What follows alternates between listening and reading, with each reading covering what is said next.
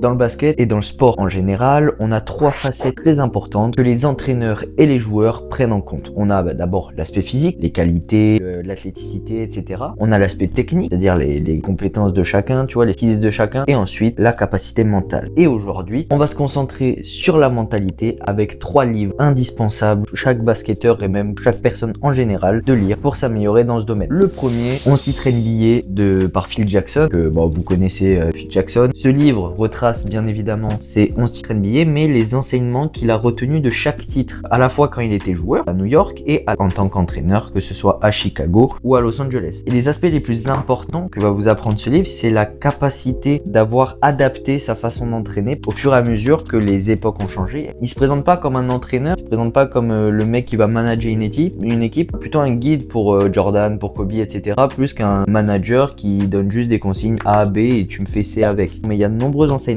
et on va les retracer directement. Le plus connu, c'est l'approche de l'attaque en triangle. Comme on sait, c'est le système de prédilection de Phil Jackson durant ses années basket. Et en fait, il présente pas ça comme un système de jeu, c'est vraiment comme un appel à chaque joueur à son intelligence, à développer son QI basket. C'est pas tu dois suivre, tu dois faire ce cut là et faire cette passe là, tu as un système classique. C'est vraiment, ça fait appel à la réflexion. C'est il y a un espace ouvert là, qu'est-ce que je peux apporter à ça? Ça appelle les joueurs à développer du coup cet aspect du jeu. Le deuxième enseignement le plus important de ce livre, c'est les relations. Comment il développe les relations avec les joueurs. Et ça, c'est très utile à la fois pour les joueurs, pour développer ses relations avec son coach et ses coéquipiers, mais également pour les entraîneurs, pour justement créer un groupe, créer une unité, plus que des petites individualités, notamment quand il a dû faire face au cas Shaq, au cas Kobe, au cas Jordan, où il a fallu créer des relations avec eux, essayer de trouver des affinités, essayer de trouver des façons de s'accompagner vers les titres NBA. Donc ça permet de vraiment mûrir sur cet aspect, sur être un leader, et même sur la gestion émotionnelle des joueurs, parce qu'on a pu voir qu'à travers les blessures, à travers les problèmes qu'ont chacun dans leur vie privée, quand tu dois gérer un gars comme Dennis Rodman, la façon dont il s'adapte, et en fait il va prendre du recul, comme quand il est dans le jeu, où rarement on le voyait s'exprimer, rarement on le voyait faire des gestes, c'est parce qu'il prend du recul sur le jeu, et il fait pareil avec ses joueurs. Ça nous permet, nous, à la fois aussi en tant que joueur, de savoir jouer avec du recul. Genre, si tu vois que tu fais de la merde dans le match, ou t'entends mal avec des coéquipiers, etc., observe comment ils se comportent, comment ils sont, quelle est leur spécificité, quel est leur problème peut-être en dehors du terrain, pour vraiment adapter son comportement aux choses que tu observes. Ça permet vraiment de créer des liens forts, et parce que la personne est à la fois patiente, la personne elle vient honnêtement, tu vois, vers toi pour construire vraiment une relation. Et quand tu vois ce jeu là, pour refaire le parallèle avec le jeu, c'est personnellement, tac, je fais de la merde, prendre du recul, ok, pourquoi j'ai fait de la merde, qu'est-ce qui s'est passé, comment j'ai réagi, et du coup ça te permet d'apprendre sur toi, ça te permet d'apprendre sur le jeu, parce que tu vas du coup étudier le jeu, tu vas voir les points faibles, tes points faibles et les points faibles de la défense que tu pourras exploiter par la suite. Donc c'est vraiment prendre de la hauteur sur les choses pour à la fois mieux les connaître et pour mieux les appréhender. Et la troisième leçon que Phil Jackson a pu enseigner à la fois à Jordan et à Kobe,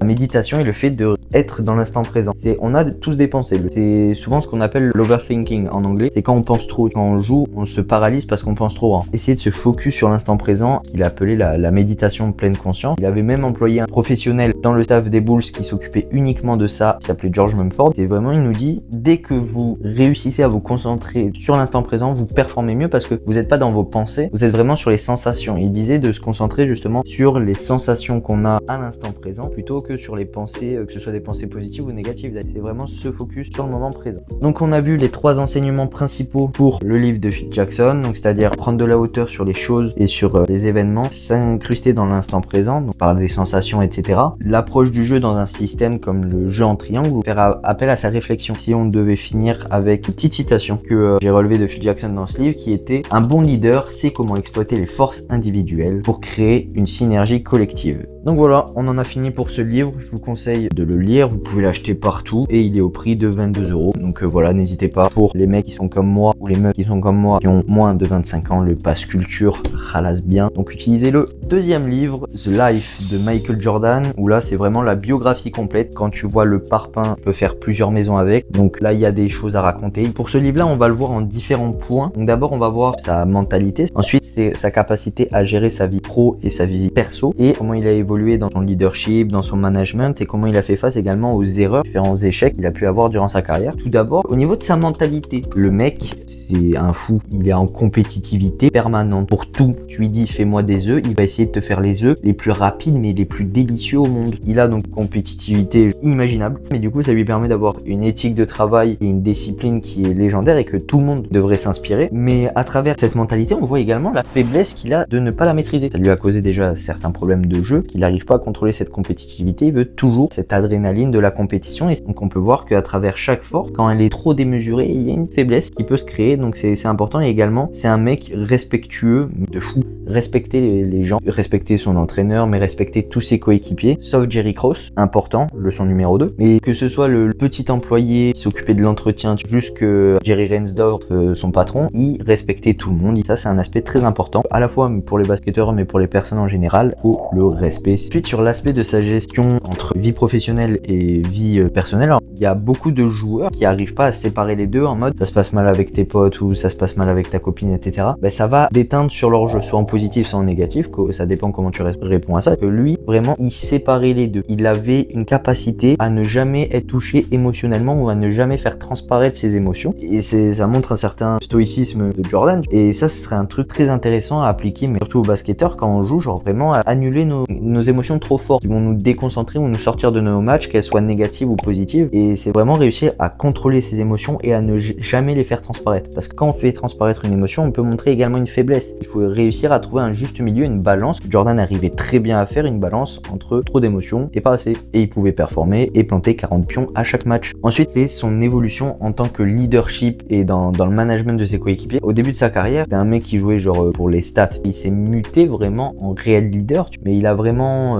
mué d'individu très très fort à un leader très très fort. Et ça, c'est très important de voir cet aspect pour chaque basketteur, que ce soit un leader ou pas, de voir cette capacité justement à intégrer son talent et à intégrer ses capacités, parce qu'on a tous des qualités, pour servir à l'équipe. Et d'ailleurs, il va dire un truc très intéressant, et ça va être la citation qu'on va retenir de ce livre: le talent gagne des matchs, mais le travail d'équipe et l'intelligence gagnent des championnats. Tout est dit. Quelque chose de très intéressant, c'est de voir les échecs de Jordan, parce qu'on peut se dire, un mec comme ça rayonne tout le temps, et on voit que non, il a fait face à des échecs déjà quand il était jeune. Cette anecdote est très connue, hein. Mais au lycée, il s'est fait refuser l'entrée dans l'équipe première. Il avait un manque pour les basketteurs qui, je l'ai été aussi, qui ont un manque de confiance en soi. Jordan, durant toute son adolescence, avait un manque de confiance en lui, en ses capacités, etc. et même en son corps, parce qu'il se trouvait trop fin, trop chétif, etc. Ça permet de voir qu'un mec comme Jordan, lui aussi il avait des failles, lui aussi il a eu des moments où il avait pas confiance en lui, lui aussi il a eu des échecs au baseball, que ce soit dans sa vie privée, que ce soit avec les Charlotte Bobcats, puis les Charlotte Hornets, qui sont un franc succès au niveau de la thune, hein. Ah, il nous a fait un x5 x6, franchement bravo, hein. Sportivement, plus la merde par contre. Et voilà, on a fini pour le livre sur Jordan, le deuxième livre. Je vous propose qu'on passe au dernier, pour moi qui est le plus important et celui qui peut vous donner plus de grain à moudre au niveau de la mentalité. Parti, on passe au troisième. Et enfin, troisième et dernier livre, le livre le plus important je pense, Kobe Bryant, Mamba Mentality, un des meilleurs livres qu'on peut trouver, mais en globalité. Le plus gros enseignement, c'est le perfectionnisme, la discipline et la rigueur, et l'organisation, c'est pour être le meilleur possible, soit en récupération, que ce soit en entraînement, soit en session vidéo, etc. Que ça peut être appliqué à n'importe quel cas dans la vie, n'importe quelle passion de la vie, et c'est très important de développer cette routine et cette discipline pour être le meilleur et pour être mentalement fort, mentalement confiant. Un des premiers enseignements, c'est qu'est-ce que la Mamba Mentality, qui est vraiment une façon de penser. La deuxième, c'est la confiance en soi. Comment construire la confiance en soi, tu vois, quand on est basketteur, où la confiance en soi ne vient pas de quelque chose, c'est pas inné, mais vraiment la confiance en soi se construit. C'est toi qui l'as construit par l'éducation que tu as eue. Si tu as des parents qui te poussent à avoir confiance en soi, ça aide, mais surtout par l'entraînement et le travail. Plus tu travailles, plus tu seras préparé, plus tu auras confiance en tes capacités, parce que tu auras travaillé, tu vois. Il casse la barrière de ah ouais, mais moi j'ai pas confiance en moi, mais je suis né comme ça. Non, la confiance en soi, ça s'acquiert par le travail, par l'entraînement, par l'attention aux petits détails. C'est avec la discipline et le travail qu'on construit la confiance en soi. Enfin, l'autre enseignement primordial de ce livre, c'est sa mutation du 8 au 24, qui me fait penser à la mutation de Jordan.